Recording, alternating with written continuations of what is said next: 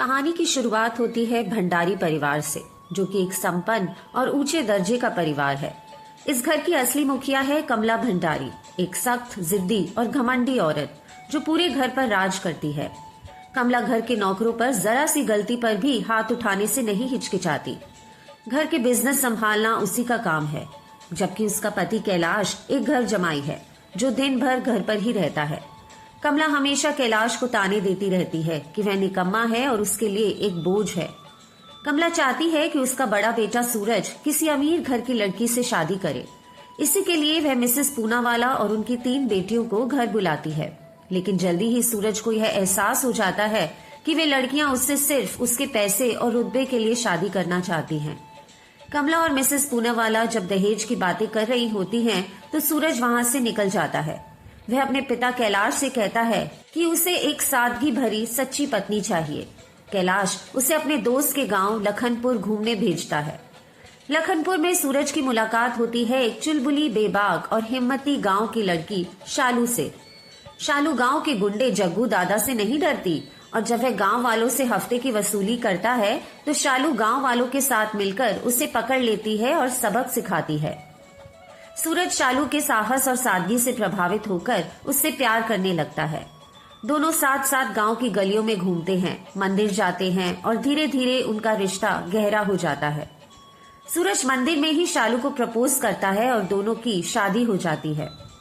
सूरज पहले अकेला घर लौटता है ताकि घर का माहौल शालू के स्वागत के लिए तैयार कर सके, लेकिन कमला को उसकी ये हरकत बिल्कुल पसंद नहीं आती और वह सूरज पर खूब गुस्सा करती है।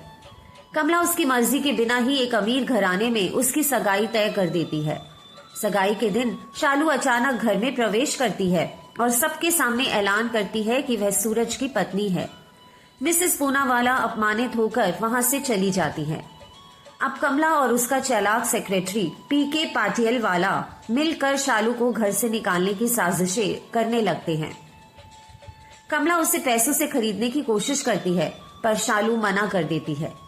कमला उसके अपमान में उसे अपनी नौकरानी कहकर सबके सामने पेश करती है, पर शालू डट कर कहती है कि वह इस घर की बहू है, नौकरानी नहीं। कमला गुस्से में शालू पर चाबुक उठाती है, पर शालू उसका हाथ रोक लेती है। फिर वह गुंडे भेजती है, पर शालू उनसे भी लड़ जाती है।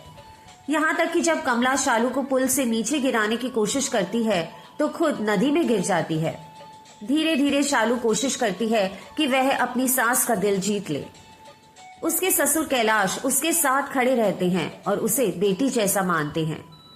घर में सूरज का छोटा भाई विक्रम उर्फ विकी भी रहता है। वहीं घर में एक अनाथ लड़की आरती है, जो कभी कमला की दोस्त की बेटी थी, पर अब नौकरानी की तरह काम करती है। आरती विकी से प्यार करती है, लेकिन विकी हमेशा अपनी माँ की तरफ रहता है और आरती के प्यार को ठुकरा देता है। विकी कॉलेज में पिंकी नाम की एक लड़की से प्यार करता है और उसे खुश करने के लिए घर से चोरी छिपे पैसे ले जाता है। शालू उससे अपनापन जताने की कोशिश करती है, पर विकी हमेशा उसकी बेइज्जती करता है। जब विकी को पता चलता है कि पिंकी किसी और लड़के के साथ रिश्ता रखती है, तो वह उससे झगड़ने जाता है। झगड़े में वो लड़का विकी पर गोली चलाता है, पर आरती उसके सामने आकर गोली खा लेती है।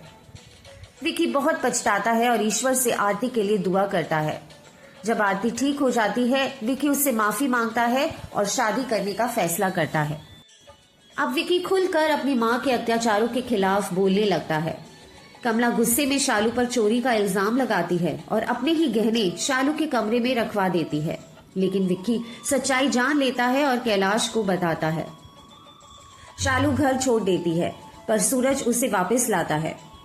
आखिर में कमला का झूठ और उसका घमंड उसके सामने आता है। अपने जन्मदिन की पार्टी में वह शालू को शराब पिलाकर बेइज्जती करने की कोशिश करती है, लेकिन शालू सबको हैरान कर देती है अपनी बेहतरीन अंग्रेजी और शालीन अंदाज से बोलकर। तभी उसका असली सच सामने आता है। वह कोई गांव की लड़की नहीं, बल्कि ऑक्सफोर्ड शिक्षित अशोक मेहरा की बेटी है। कैलाश और मेहरा मिलकर शालू को घर में बहू बनाकर लाए थे, ताकि कमला को इंसानियत और विनम्रता का पाठ पढ़ाया जा सके। यह सुनकर कमला टूट जाती है। वह अपनी गलतियों का एहसास करती है और सबसे माफी मांगती है, और परिवार फिर से एक हो जाता है। आखिरकार प्यार, विनम्रता और समझदारी से भरा वातावरण भंडारी परिवार में लौट जाता है। कभी कभी एक बहू ही पूरे घर की सोच बदल देती है और यही कहानी है बीवी हो तो ऐसे की। आपको आज की कहानी कैसी लगी नीचे कमेंट्स में जरूर बताइएगा और इस चैनल को लाइक, शेयर, सब्सक्राइब करना ना भूलिएगा। धन्यवाद।